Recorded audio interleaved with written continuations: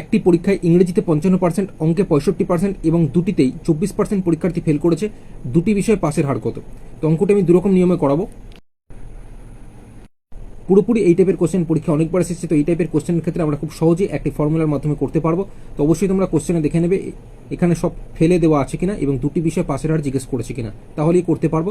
অথবা কোশ্চেনে দেখা গেল সব এরকম পাসে দেওয়া আছে আর আমাদের দুটি বিষয়ে ফেলের হার জিজ্ঞেস করেছে, তাহলে আমরা ওই ফর্মুলার মাধ্যমে করতে পারবো। ঠিক আছে, তো ফর্মুলা অনুযায়ী করলে ইংরেজিতে ফেল এই যে 55% বলেছে এটা, আর অঙ্কে এই যে 65% ফেল বলেছে এটা, এই দুটোকে যোগ করে দুটির বিষয়ে যে ফেল করেছে 24% এটা, অর্থাৎ এই 24 মাইনাস করতে হবে এই 55 আর 65 যোগফল থেকে। ঠিক আছে, এবং এখান থেকে যে রেজাল্ট আমরা পাবো সেটা 100 থেকে বিয়োগ করতে হবে, তাহলেই দুটি বিষয় পাসের হার কত আমরা পেয়ে যাবো। ঠিক আছে, তো এখানে এই 55 সাথে 65 যোগ করলে 120, তার থেকে 24 বিয়োগ করলে 96 হচ্ছে।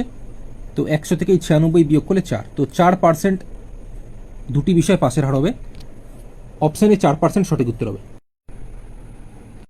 কোশ্চেনে বলেছে থাকে ইংরেজিতে ফেল করেছে 55%, অঙ্কতে ফেল করেছে 65% এবং দুটিতেই অর্থাৎ ইংরেজিতেও ফেল করেছে অঙ্কতেও ফেল করেছে এমন পরীক্ষার্থীর সংখ্যা হচ্ছে 24%। এবার এই 24%কে কেন আমি মাঝখানে রাখলাম বুঝতে পারলে?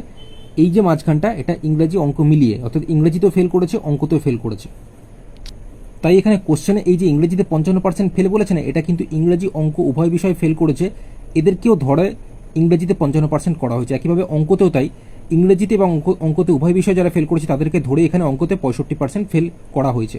তো আমি চাইছি শুধু ইংরেজিতে ফেল কত, মানে আমি বলতে চাইছি ইংরেজিতে ফেল করেছে কিন্তু অঙ্কতে ফেল করেনি, অঙ্কতে পাস করেছে, তাই শুধু ইংরেজিতে লিখেছে। তো শুধু ইংরেজিতে ফেল কত সেটা বের করার জন্য ইংরেজিতে এই যে কোশ্চেনে 55% বলে দিয়েছে, এখান থেকে এই দুটি বিষয় ফেল 24%, এটা 55 থেকে 24 আমাদের মাইনাস করতে হবে, মাইনাস করলে 31%। একইভাবে শুধু অঙ্কে ফেল হয়ে যাবে 65% থেকে 24% বিয়োগ করলে 41%। তাহলে মোট ফেল আমরা দেখতে পাচ্ছি শুধু ইংরেজিতে ফেল 31%, শুধু অঙ্কে ফেল হচ্ছে 41%, আর দুটি বিষয় মানে উভয় বিষয় ফেল এটা কোশ্চেনে বলে দেওয়া ছিল 24%। এই তিনটেকে যদি যোগ করা হয় তাহলে 96% হচ্ছে। তাহলে দুটি বিষয় পাসের হার কি হবে? 100 থেকে 96 বিয়োগ করে দেবো, 100 থেকে যদি 96 বিয়োগ করে দিই তাহলে কত হচ্ছে? 4%।